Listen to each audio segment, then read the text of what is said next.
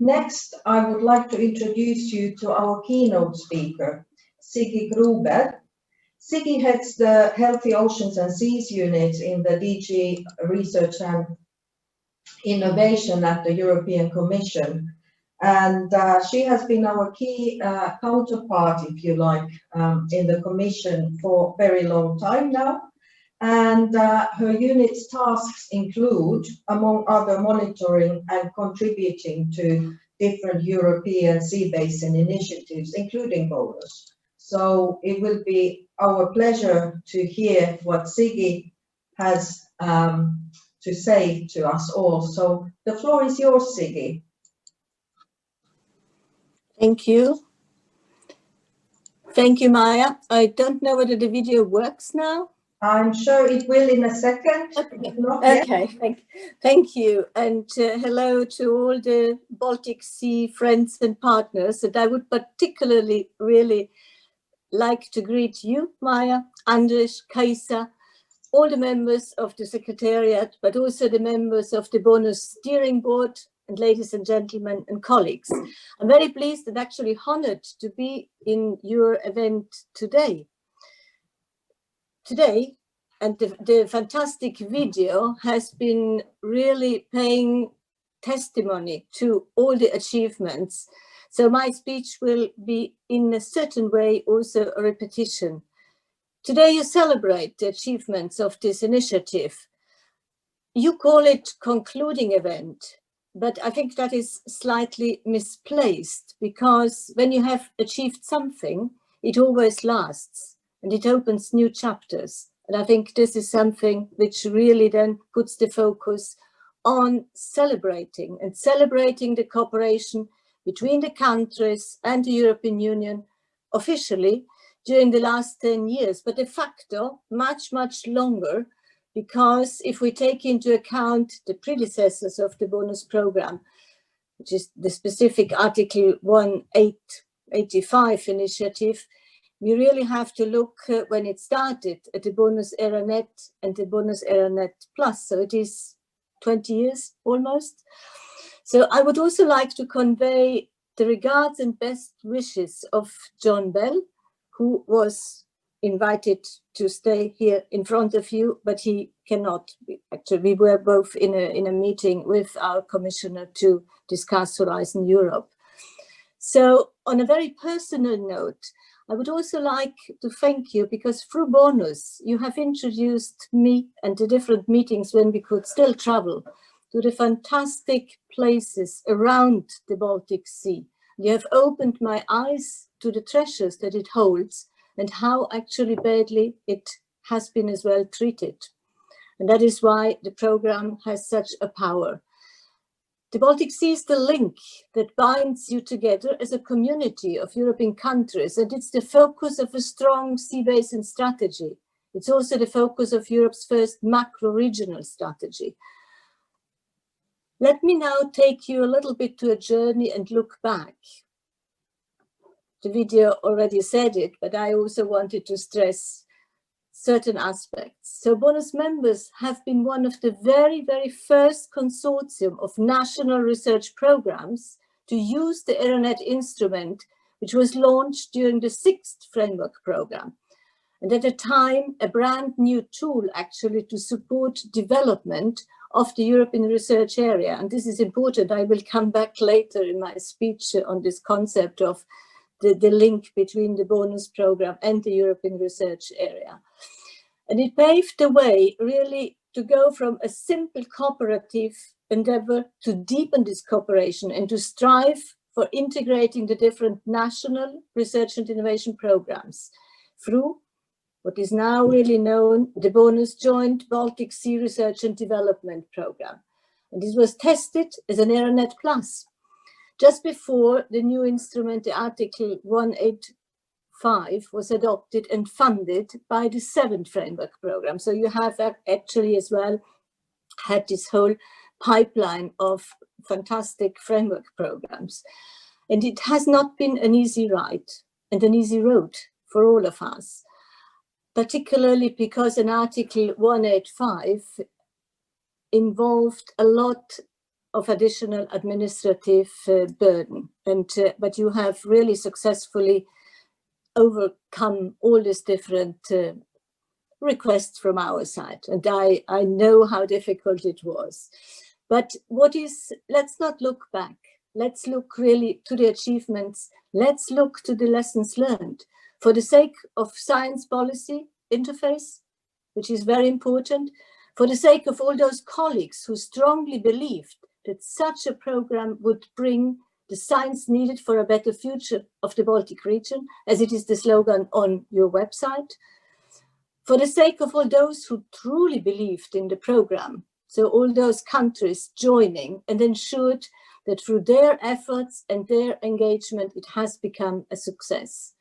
So I would like really to congratulate BONUS for having succeeded in substantially integrating previous fragmentation of research and innovation in the Baltic region, and for having established a solid research and innovation agenda, and of course the related program, which indeed allowed you to jointly launch the different calls for projects.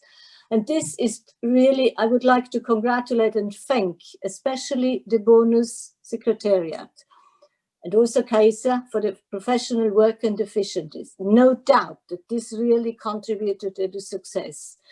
And more than any other European region, the Baltic has had over centuries a strong spirit of cooperation to work together for a common purpose. And it was interesting to see in the video the flashback into the 80s, which paid again tribute to this strong belief that cooperation is the only means to come together, particularly for tackling these serious environmental challenges, but also to promote socioeconomic development. And this really strong driver has continued to be the leitmotif for the last, I think, 20 years. And particularly, I hope that it will stay as well in the future. To understand the sustainable Baltic Sea, we need to understand how its environment works and how it interlinks with all the different influences, such as the land-sea connection, the sea's chemistry, and its complex web of life. So the need, and this was again shown very well in the video, and Andres also referred to it, the need to apply an ecosystem approach in maritime spatial planning and management is urgent. And we have seen, it's true 10 years ago, but it is unfortunately even worse now. And we have the report, the latest report from the European Environment Agency. We have the call for action, which comes through the IPCC and the IBBS reports. The world's ocean and marine ecosystems are heavily affected by this ever-increasing human activities on land and sea, and by the impact of climate change. And this is particularly the case for the Baltic Sea. And contributing to fill these knowledge gaps and to delivery of a sustainable and socially acceptable solutions was, and still is, the main role of BONUS. All of you who wanted a BONUS program and have worked hard and with enthusiasm to implement it know this already so well. So it's not actually to me to say it, but I really wanted to congratulate you for having believed in this. Unfortunately, we must say that the problems have not disappeared, not in the Baltic and not globally. Nevertheless, we should not now undermine the achievements of BONUS, and we can really say that BONUS can be shown as a good example to other regions and the global community. Andres mentioned it as well in his interview in the video, on how really to jointly develop and conduct research programs on transnational challenges, but also on a transnational level. So we know that research and innovation alone does not suffice if the policymakers, the implementers, the economic world business, and the citizens, the civil society, are not reached and get an understanding of these different connections between them and the benefits that the proposed solutions through science and innovation can bring. And I would like, therefore, really to acknowledge the BONUS efforts and achievements for having included such efforts in addressing really successfully the challenges of the Baltic Sea with excellent science. Just let me quote an example. Your project clustering expert has brought about some truly remarkable results. For example, the OA review paper published in Science Advances, The Baltic Sea is a time machine for the future coastal ocean, that was authored jointly by scientists of 10 different bonus projects. So congratulations again to those who made this happen. You also have dedicated a lot of efforts to innovate outreach activities for the Research and Innovation Programme. The many projects aimed to improving the science policy interface and the uptake of results and solutions to users. And this again was nicely integrated in the video. So the final bonus call was devoted entirely to knowledge synthesis. The 8 synthesis projects critically reviewed and summarized what we know and what we do not know in a broad spectrum, from areas from management of maritime risks to linkages to human health and well-being, to changes in the food webs, to development of future monitoring program. And it will be very interesting today to see all this presented as the project finishes, but as I said, the results and the achievements will last. So let me really acknowledge the bonus for the several achievements through its existence. And even if I repeat myself, I think for the sake of repetition, as the mother of pedagogy, it is good that I repeat it. So in particularly, these European integrated approaches that could serve as a model for other regions and that could be extended to further interregional cooperation in the Mediterranean, in the Black Sea recently. I think you have inspired others to follow you. The science policy interface for having contributed to the implementation of important EU policies, such as the Blue Growth Strategy, the Integrated Maritime Policy, the Marine Strategy Framework Directive, and also important international commitments, of course, the UN Sustainable Development Goals. For having provided solid advice to policymaking, regionally, nationally, internationally, including those of HELCOM or ICES and others. But last but not least, for having impacted on scientific excellence, as I said before. And this really also has boosted the shared use of infrastructures, very important, the participation of SMEs for having involved stakeholders and particularly youth. Andres, you mentioned it, what we do for the training aspects, and for connecting projects across disciplines, for striving for a transdisciplinary approach across countries and programs with this really strong drive to dissemination. And here I also would like to particularly refer to the Blue Baltic Call from 2015, which with its 12 projects resulted in 198 scientific papers, 700 events, and I don't know how many other numbers which you have actually published on your website. And so I would like also to encourage the bonus project coordinators to keep these great efforts to increase visibility and dissemination.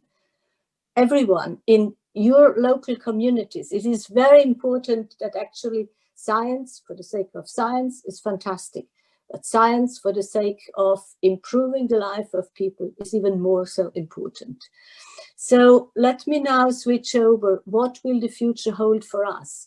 We have, of course, we are all facing the COVID pandemic, and I really hope and wish that all you and your loved ones are enjoying good health. We have on the European scale, the Green Deal, which is a very exciting priority, and we have different new policies and instruments in the pipeline. As I said earlier, to face the global challenges, a major collective effort on ocean science, research, technological development, and innovation is still and even more needed, because we have to protect the ocean. We have to increase the resilience of its ecosystems, but we also have to ensure a just and inclusive transition to a more sustainable and productive blue economy. And so taking action against environmental degradation and climate change is, as you know, very high on the agenda of the new Commission. It's really embedded in the Green Deal with its different related strategies, the new biodiversity strategy, the farm to fork strategy, the circular economy action plan, you name it. There are many others, but what is really important is that we have to learn how to live with nature and not against it. And this is really what we are trying to achieve through implementing the Green Deal. I have said it many times and repeat it again, because we're actually very proud that we can say that. For the European Commission, the Green Deal is the motor and compass of Europe's recovery from COVID-19. With its twin green/blue, we need a little bit more blue also in the future, and you need to ensure that this is going to happen. And also the digital transitions at its heart, building a greener, bluer, fairer and more resilient society. In addition, and that brings me back to the European Research Area, on 30 September of this year, the European Commission adopted the communication A New European Research Area, a new era for research and innovation. So the era, it has a double meaning, which presents now a renewed Commission proposal for a competitive, open and talent-driven European research areas. So this is also, after 20 years, we have taken stock. We have not yet made the progress that we were aiming at 20 years ago when we launched first the European Research Area. But it is really now again on the table politically, and we have to implement it together. So one of the really key objectives of this new era is to facilitate EU and national investment towards the EU's priorities, including of the Green Deal. So let me now, just before I finalize, hint to two or some of the novelties which are on the table with the Horizon Europe Future Programme. So we are now in the last phases, and hopefully the program will be adopted soon so that it can start next year. It is the continuation of Horizon 20. It is not a revolution, but an evolution, as we said and explained many times. But it has, of course, as well, some novelties. But what is the same is like the challenge pillar. It's called clusters now, and in particularly the underlying paradigm of the cluster on food bioeconomy, natural resources, agriculture and environment is focusing on the need for a transformative change of the EU economy and society. And the aim is really to reduce environmental degradation, halting and reversing the decline of biodiversity, and to better manage natural resources.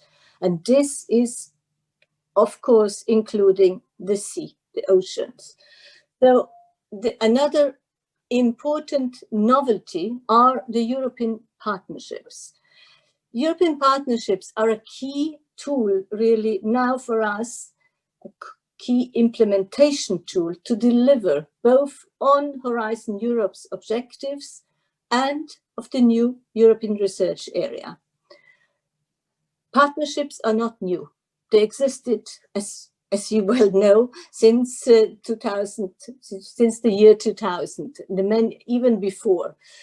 They just had different names, and the different instruments were deployed differently. However, Horizon Europe now will take a new and more impact-focused approach to these partnerships, allowing a new quality and program level cooperation, and ensure that partnerships are better equipped to deliver on EU priorities. So this is really the focus. We have currently, and before these new partnerships were launched, we looked at a very complex and fragmented partnership landscape. So it is an attempt to rationalize. And why? Because money, resources, and particularly now, due to the COVID-19 pandemic, resources are becoming scarce. And so how can we really align, and how can we make the most efficient use How can we simplify the administration?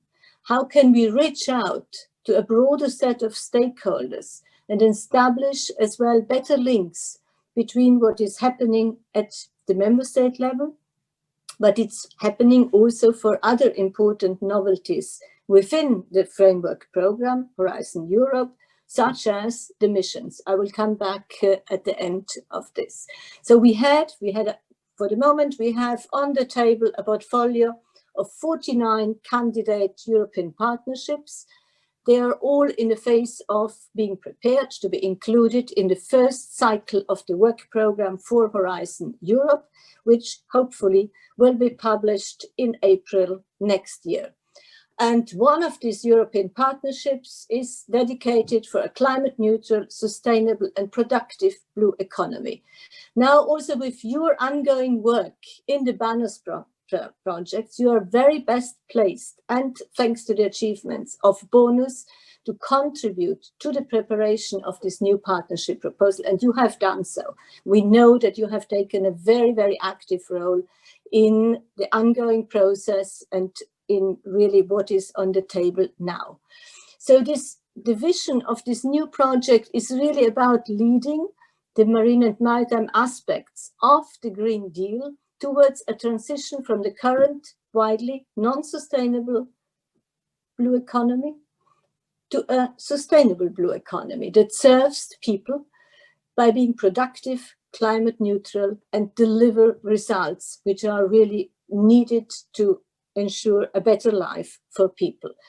It focuses on 4 general objectives. First of all, because, as I said, this focus really on the European research area, it's the alignment of priorities and investment across Europe. You have experienced that really through the BONUS program, so you're very best placed to contribute to this. It's a cooperation across different socioeconomic sectors and different socioeconomic disciplines, so it should be quite wide. It's the provision for a green climate neutral development of the blue economy, and this is very important, the green/blue, and it's a transformation to an evidence and knowledge-based blue economy. So how can this whole program really also contribute to the new, it's in the preparation, communication from the Commission towards a sustainable new blue economy in Europe. And in order to address these issues, there are, and we have, sea basin strategies in all sea basins now. But if we continue to work in parallel, even though there are specificities, as actually Andres also illustrated in the video, every sea basin has specific characteristics, but the solutions are common, and we need a quantum leap. And so it is really a partnership of partnerships, as Andres called it, to bring together under one umbrella all the different strategic research and innovation agenda by really focusing, identifying what are the common challenges and how can they jointly be addressed in a common program, which is going to be a co-fund proposal. So we go back to a very similar notion as the ERANET co-fund, the ERANET Plus, but not with the administrative burden which has been linked and which made many of you suffer through implementing an Article 1885 initiative. So why is it new? What we want is that it is more, it's not really the traditional framework program course in achieving related objectives. It has to have this coherence and synergy. It needs to be transparent and open during the lifetime of the program to bring in constantly new partners, but also to constantly update the different, the one overarching strategic research and innovation agenda. And it has to demonstrate ex ante long-term commitment. So this is equal to what we have with an Article 185. So Bonus did really well, and it's the most advanced example of full implementation of such a regional sea basin research. But now we have to bring it into a European program. And so we really hope that you can show us, not only us, but also the other partners in the different sea basins, the way how this can best be done. And last but not least, let's not forget that we also we are currently working on a future mission for healthy ocean, seas and waters. The bonus program has, thanks to its scope and objectives, brought together the land-sea connection, because this future mission is dedicated really to focus not only on the ocean, but also on the inland waters. So all the research that you have carried out in marine and inland waters in the Baltic region is going to be really a fantastic starting point for the portfolio analysis that we are currently now carrying out. We have on the table a very ambitious report delivered by a high-level board.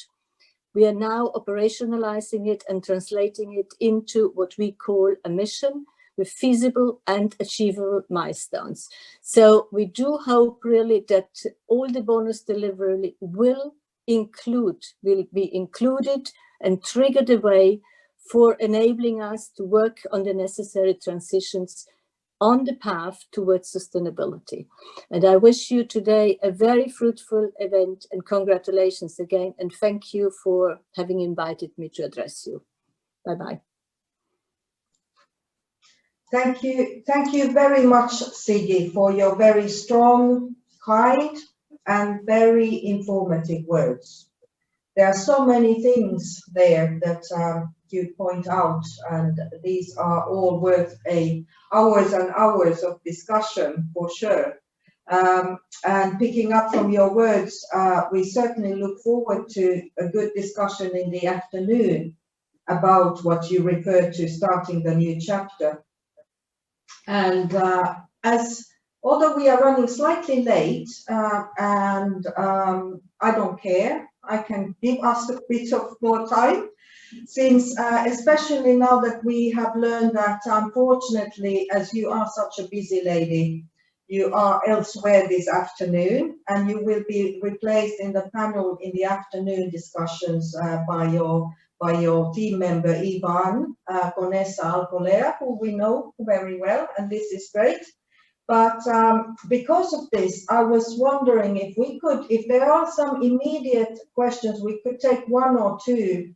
By just you raising your hand, you could be giving the floor and just focus on very much on Siggy's words. If there is something we would like to hear directly from Siggy, this would be the moment. Would this be all right with you, Siggy?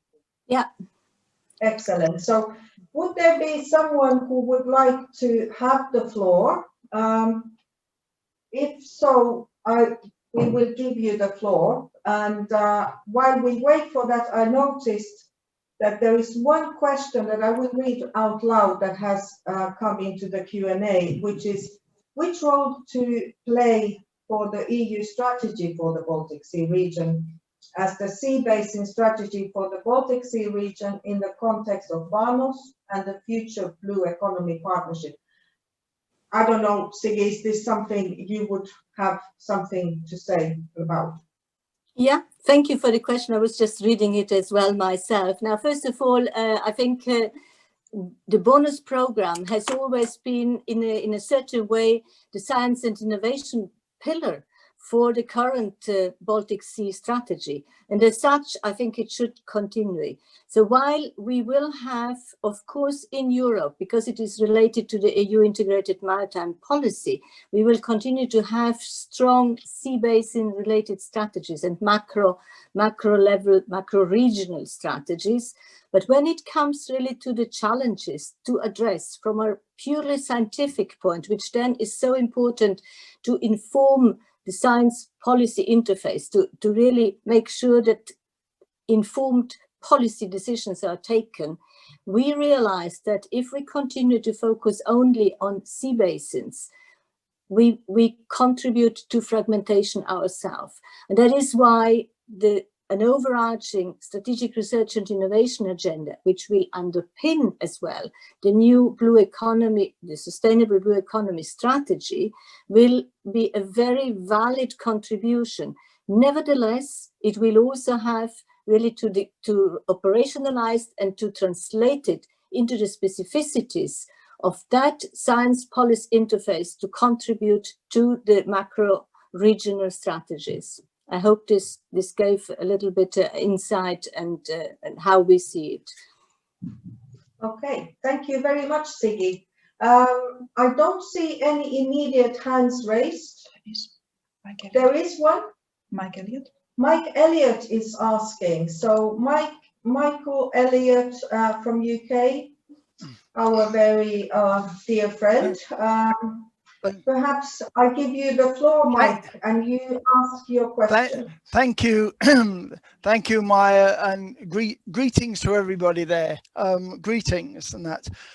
Siggy, can I ask you about the forthcoming, the UN decades of ocean science for sustainability and the UN decade of ecosystem restoration? How can we make sure that our contribution from the Baltic and indeed other areas within Europe, and I consider myself a very keen European, how can we make sure that our contribution to these are active rather than passive? That is, we're not just doing the work and then hope that our work is taken up by these decades, but actually we can have a real value in enforcing and enabling those decades to be successful. Thank you very much for this question, because this is a very important question and we have a lot of discussions going on internally. First of all, we also have included specific language in the Horizon Europe program, because it's important always to lay it down so that we have a hook afterwards to really fund connectivity, that whatever the Horizon Europe program will deliver will also contribute to really support the implementation of the UN decade. So that's one thing, but we have to make it happen. What we see now, we have for the Atlantic and for the Mediterranean, we actually did very actively co-organize regional workshops. This was not the case for the Baltic, but that doesn't say that it's not important. From our side, what we will ensure that everything we do and we support will actually flow into, but equally important, and probably even more so important, is that because the UN decade has really national representatives in each of the countries, so they are the best placed so-called ambassadors to take the results forward and to make those links. And I strongly really recommend that this link is made, because when you look at what is on the table now for the UN decade, you see that Europe has so much to offer really in terms of achievements. And so this is as well in the heart of today's discussion for other countries in the world. And so the whole aspect of knowledge transfer, of providing an example and see how could this be made really available to other parts of the world, is going to be so important for the success of the decade. Also, let's not forget that the decade as such does not have much money. So we have also to ensure those different linkages. Thank you. Thank you. That's good.